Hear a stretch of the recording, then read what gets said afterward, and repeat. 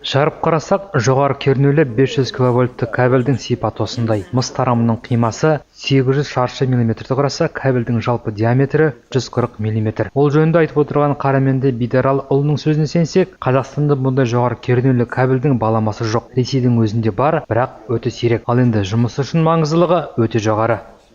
3 октября, где-то в районе 16 часов, мы включили блок.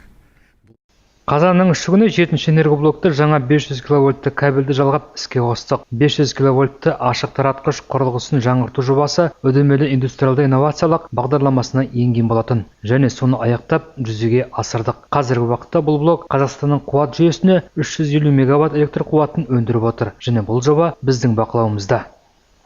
Кәсіпорынның электр мәселелері жөніндегі бас инженерінің орынбасарының айтуынша, бұл кабельді іске қосу үшін ашық тарату құрылғысын жаңғырту жобасы шеңберінде қарастырылған. Жаңғырту жобасының құны 16 миллиард теңгені құраған болса, жұмыстардың өзі 2014 жылы басталған. Оның үстіне жоба станцияның өз қаржысы есебінен жүзеге асуда. Ал жоғары кернеулі 500 киловольтты кабельді қолдан электр қуатын үздік беріп тұруға және оны толық сақтауға мүмкіндік береді. Сонымен қатар электр қуатын осындай әдіспен жеткізу қауіпсіздікті де арттыра түседі.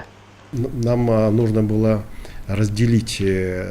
Осыған дейін 5-ші, 6-ші, 7-ші, 8-ші блоктар бір тізбекті жұмыс істеді. Және өндірілген электр қуаты әуе жолы арқылы ашық тарату құрылғысына жететін. Ал енді электр қорғанысы қосылған кезде екі блок бір уақытты тізбектен ағытылатын. Ол қуат жүйесінде апатты жағдай туғызатын, жөндеу жұмыстарына кедергі келтіретін. Жалпы Қазақстанның электр торабына қауіп төндірді. Сондықтан біздің мамандар блоктарды жеке бөлу керек деп шешті. Осы мақсатта осындай жоғары кернеулі кабельді қолдандық. Қазіргі уақытта әрбірі жеке-жеке 500 киловольтты ашық тарату құрылғысына жұмыс жасайды.